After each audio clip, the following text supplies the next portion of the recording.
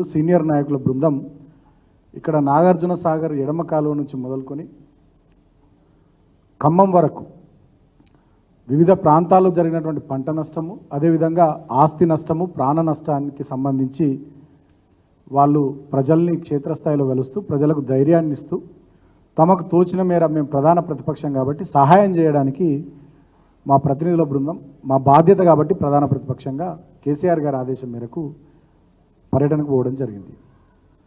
ఇవాళ ఉదయం నుంచి ఇందాక సాయంత్రం వరకు ప్రజల నుంచి వచ్చినటువంటి ఆ స్పందన చూసిన తర్వాత కాంగ్రెస్ పార్టీ ముఖ్యమంత్రి రేవంత్ రెడ్డి వెన్నులో వణుకు మొదలైంది. ఆల్రెడీ 3-4 రోజుల నుంచి వస్తున్నటువంటి సోషల్ మీడియాలో వీడియోస్ కానీ వార్తలు కానీ అవన్నీ చూసి భయపడ్డటువంటి రేవంత్ రెడ్డి ఈ ప్రభుత్వం ఇవాళ మా బీఆర్ఎస్ పార్టీ ప్రతినిధుల బృందం సీనియర్ నాయకుల బృందం పోయిన తర్వాత మొత్తం విషయాలన్నీ ప్రజలు స్వచ్ఛందంగా మా నాయకుల దగ్గరకు వచ్చి అన్ని వివరాలు చెప్తున్నటువంటి సందర్భంలో అదంతా మీడియాలో సోషల్ మీడియాలో వస్తున్నటువంటి తరుణంలో దీన్ని జీర్ణించుకోలేక ఎట్లన్నా చేసి ఈ అంశాన్ని డైవర్ట్ చేయాలని ఒక కుట్రతోని ఆలోచనతోని స్వయంగా ఇవాళ ముఖ్యమంత్రి హోంమంత్రి ఉన్నాడు. ఆయన పరిధిలోనే రాష్ట్ర పోలీసు శాఖ ఉంది. పోలీసుల సాక్షిగా ఇవాళ మా మాజీ మంత్రులు అదేవిధంగా మా సీనియర్ నాయకులు మా ఎమ్మెల్యేలు ఎమ్మెల్సీల బృందంపై కర్రలు రాళ్లతోని ఖమ్మం పట్టణంలో దాడి చేయడం జరిగింది. కాంగ్రెస్ పార్టీ వాళ్ళు పోలీసులు ఉన్నారు, కాంగ్రెస్ పార్టీ వాళ్ళు దాడి చేశారు.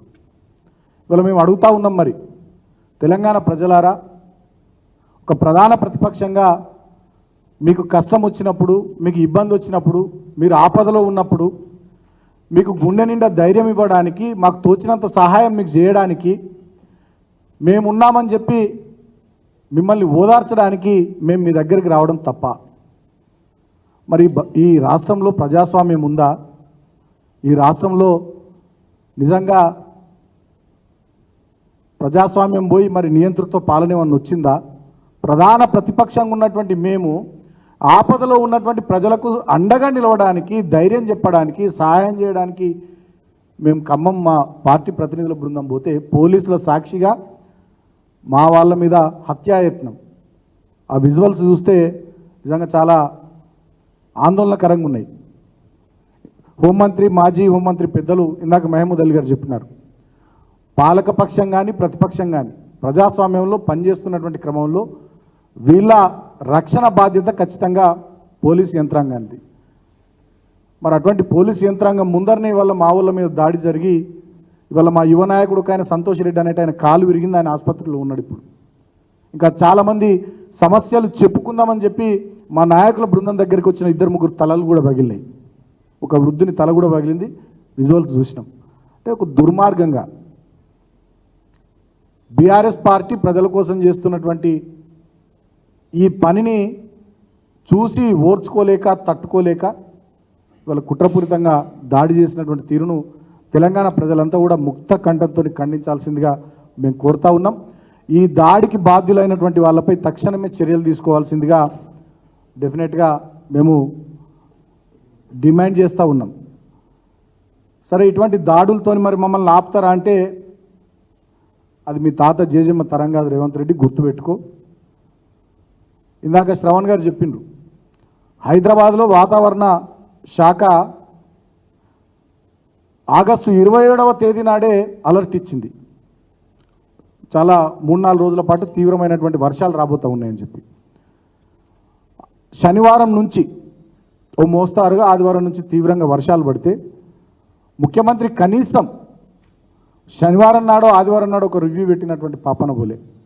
మేము ఎటువంటి ముఖ్యమంత్రి, ఎక్కడున్నాడు ఈ ముఖ్యమంత్రి అని చెప్పి మేము తెలుసుకునే ప్రయత్నం చేస్తే మాకు తెలిసింది ఏంటంటే కుటుంబంతో సహా ఆదివారం నాడు సరిపోదా శనివారం అని సినిమా చూసిండట ముఖ్యమంత్రి ఆయన ఇంట్లో. అంత తిరిగున్నాడు.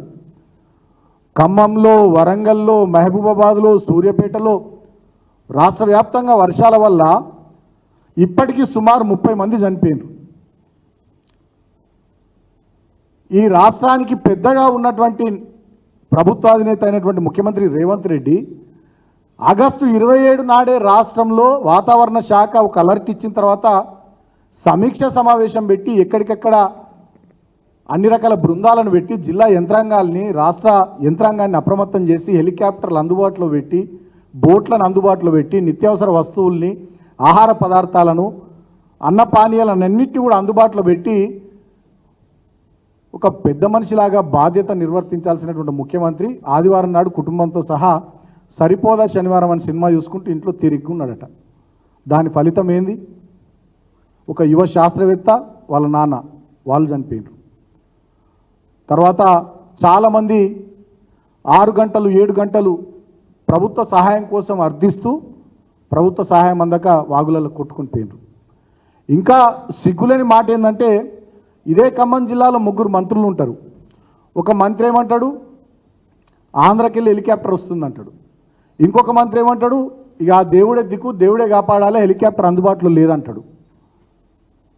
గతంలో కూడా మా ప్రభుత్వం ఉన్నటువంటి సందర్భంలో బోరంచలో భూపాలపల్లి జిల్లాలో ఇట్లనే కొంతమంది చిక్కుకొని పోతే ఆనాడు కేసీఆర్ గారు ముఖ్యమంత్రి హెలికాప్టర్ పంపించి వాళ్ళని కాపాడారు. అంతేందుకు మా చెన్నూరులో గోదావరి నదిలో చెన్నూరు మండలం సోమన్పల్లి గ్రామం వాళ్ళు 2 చిక్కుకొని పోతే నేను ముఖ్యమంత్రి గారికి ఫోన్ కాల్ చేసి విషయాన్ని వారికి చెప్తే గంట లోపల హెలికాప్టర్ పంపించి ఆ 2 ప్రాణాలని కూడా ఆనాడు మా మంచిర్యాల జిల్లాలో మా చెన్నూరు అసెంబ్లీ నియోజకవర్గంలో కాపాడినాం. గతంలో మా ప్రభుత్వం ఉన్నప్పుడు వరదలు, వర్షాలు, విపత్తులు, ప్రకృతి వైపరీత్యాలు వస్తున్నాయంటే ముందుగానే ముఖ్యమంత్రి గారు సమీక్ష సమావేశం పెట్టి మొత్తం రాష్ట్ర వ్యాప్తంగా అధికార యంత్రాంగాన్ని అందరిని కూడా అలర్ట్ చేసేది. ఇప్పుడు అటువంటి చొరవ లేదు. ప్రజల్ని మొత్తానికి గాలికి వదిలేసిర్రు. వాళ్ళ ధన మాన ప్రాణాల్ని పట్టించుకునే నాదులు లేడు. నిన్న ఇంకా నిస్సిగ్గుగా ముఖ్యమంత్రి ఏం మాట్లాడతాడు, 16 మందే చనిపోయారు అని చెప్పి మళ్ళా అబద్ధాలు చెప్తాడు. 30 మందికి పైగా ఇప్పటి వరకు ఈ రాష్ట్రంలో చనిపోవడం జరిగింది. వెంటనే వాళ్ళందరికీ గతంలో మీరు డిమాండ్ చేసినట్టుగానే 25 లక్షల రూపాయల చొప్పున వాళ్ళకు ఆర్థిక సహాయాన్ని ఆ కుటుంబాలకు అందించాల్సిందిగా బీఆర్ఎస్ పార్టీ డిమాండ్ చేస్తూ ఉంది. ఆయన మాట్లాడతాడు, కేసీఆర్ గారు రావాలి, కేటీఆర్ గారు రావాలి, బీఆర్ఎస్ పార్టీ నాయకులు ఎటువేరు అని చెప్పి ఆయన మాట్లాడతారు.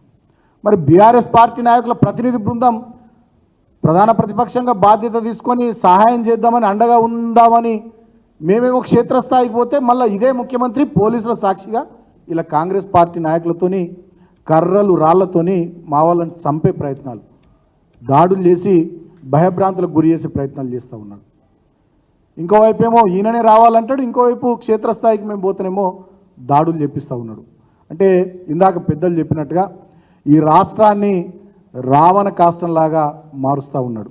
ప్రతి ఒక్క సందర్భంలో ఏదో ఒక అటెన్షన్ డైవర్షన్ కార్యక్రమం పెట్టుకోవడం ద్వారా రాష్ట్రాన్ని, రాష్ట్ర ప్రజానీకాన్ని, రాష్ట్ర ప్రజల శ్రేయస్సును, రాష్ట్రం యొక్క పురోగతిని అతలాకుతలం చేస్తూ ఉన్నాడు, వెనుకకు తీసుకొని పోతూ ఉన్నాడు. ఇప్పటికే రాష్ట్రము ఎంతో ముందుకు పురోగమించాల్సినటువంటి రాష్ట్రము, ఈ రాష్ట్రం నుంచి పరిశ్రమలు ఒకదాని వెనుక ఒకటి ఇతర రాష్ట్రాలకు వెళ్ళిపోయి రాష్ట్ర అభివృద్ధి కుంటుపడుతూ ఉంది. దీన్ని ఒక బీహార్ లాగా, దీన్ని ఒక వెనుకబడేయబడ్డటువంటి రాష్ట్రంగా తీర్చిదిద్దాలని కంకణం రేవంత్ రెడ్డి కట్టుకున్నాడేమో అని అనుమానాలు మాకు కూడా వస్తూ ఉన్నాయి. కాబట్టి ఇంత జరుగుతున్నటువంటి ఈ తరుణంలో మేము ప్రజలందరూ కూడా విజ్ఞప్తి చేస్తూ ఉన్నాం.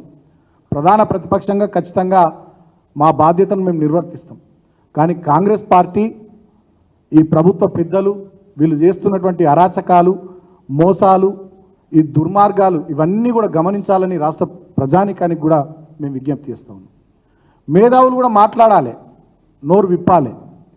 ఇవాళ మా బీఆర్ఎస్ పార్టీ ప్రతినిధుల బృందం మీద దాడి జరిగితే ఇప్పటిదాకా నేను చూస్తున్న సోషల్ మీడియా కానీ మీడియాలో కానీ ఎవరైనా స్పందిస్తారేమో అనుకుంటే ఒక్క మేధావి కూడా ఖండన స్టేట్మెంట్ ఇప్పటిదాకా లేదు. మరి మేధావి వర్గం ఎందుకు నోళ్ళు తెరుస్తలేరు? కోదండరామ్ గారు ఇటు వేయరు, ఆకునూరు మురళి గారు ఇటు వేయరు, ప్రొఫెసర్ నాగేశ్వర్ గారు ఇటు వేయరు. ఆనాడు ప్రతిదానికి స్పందించేటటువంటి చాలామంది వాళ్ళు మరి వాళ్ళ ఎటు వేరు వాళ్ళంతా మేము కూడా అడుగుతూ ఉన్నాం. మరి ప్రజాస్వామ్యానికి ఇటువంటిది మంచిది కాదు. ఖచ్చితంగా రాష్ట్ర ప్రజలు అన్ని విషయాలు కూడా గమనిస్తూ ఉన్నారు. రేవంత్ రెడ్డి గారు మీ పద్ధతి మార్చుకోండి. ఇదే ధోరణితో మీరు ముందుకు పోతాం అనుకుంటే డెఫినెట్గా మీకు ఖచ్చితంగా భంగపాటు తప్పదు. ఈ 3 రోజులుగా రాష్ట్రంలో పరిస్థితి చూస్తూ ఉంటే మాకు అర్థమవుతున్నది ఏంటంటే రోమ్ నగరం తగలబడిపోతుంటే నీరో చక్రవర్తి ఫిడేలు వాయించుకుంటూ ఎట్లా కూర్చున్నాడో ఇవాళ ఈ తెలంగాణ రాష్ట్రం వర్షాలు